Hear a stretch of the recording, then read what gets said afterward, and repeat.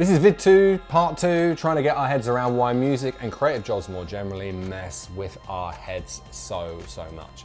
Building on vid 1, part 1, focused on rejection and subjectivity. In this vid, heads up, we will get a bit DIY psychologist at times. So, like a writer or presenter, music is your passion, more than just a job. It's your dream, the thing you've wanted to do since you were a cocky little year 7. Don't want to mix up the words in that sentence. If music doesn't work out, you're not just suffering the blow of losing the way you pay the bills, your dream's under threat, maybe even your very identity, and all playing out in public. Absolutely brutal. I've experienced it myself, failing as a DJ. We will draw on that experience, but mainly I'm going to mention people who actually know what they're talking about and have lots of letters after their name to prove it. So let's start with a posh sounding theory called enmeshment. Writing for a wee little uni in America called Harvard, here is psychologist Yana Koretz.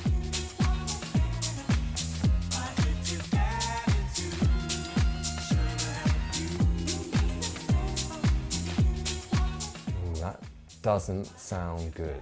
Dr. Koretz focuses on a nuance of enmeshment directly relevant to musicians. How we enmesh our identity, not with other humans, but with our work. She talks about Dan, who sees himself as a lawyer, not a human being who happens to earn a living as a lawyer. Sound familiar? If you see yourself as your career, what happens when that career goes wrong? Plus, dream subjective creative jobs like acting, presenting, and music intrinsically have a public profile. So not only is your dream identity and ability to pay the bills under threat, it's playing out publicly. If you get fired from Spoons for smearing "I love the EU" across the Farage ales, few people will know, and your Brexit uncle may be a bit pissed off. Lose your club residency, get fired from your radio station, get dropped by a label.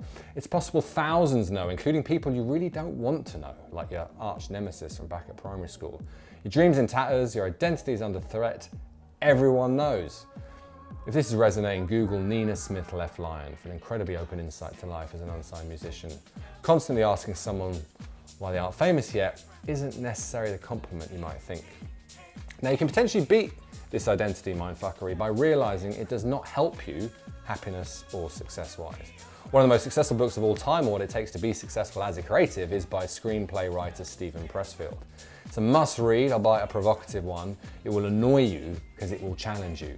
He asserts it's key to not over-identify with what you create. You should professionalize and distinguish.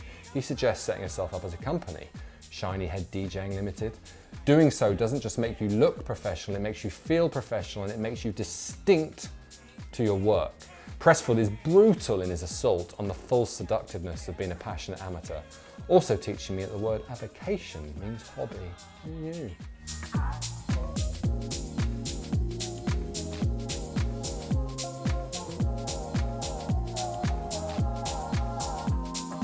And he's only just getting started.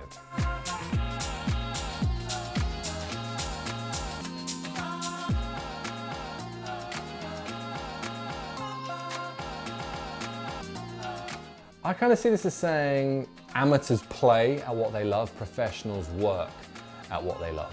Pressfield then relates his amateur versus professional idea directly to identity.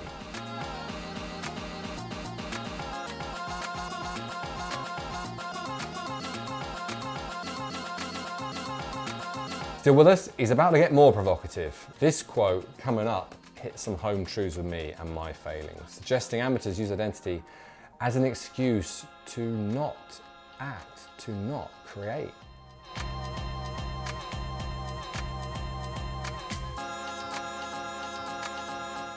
Ouch.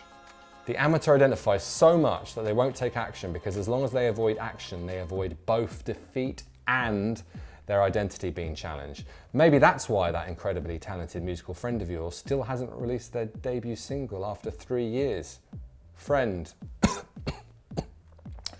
Let's end with a suggestion, a counter-argument, and a thought. Walk into a bar.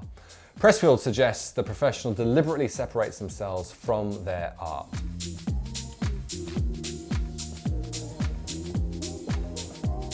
Creating space between you and your music makes it easier to do the work, assess your music objectively, and actually put your music out there.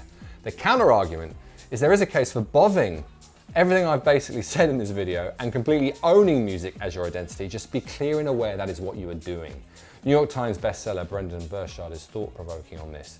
Check the Raise Necessity chapter of his book High Performance Habits for details. And the thought is, well, you know, Really helps if you're fucking good.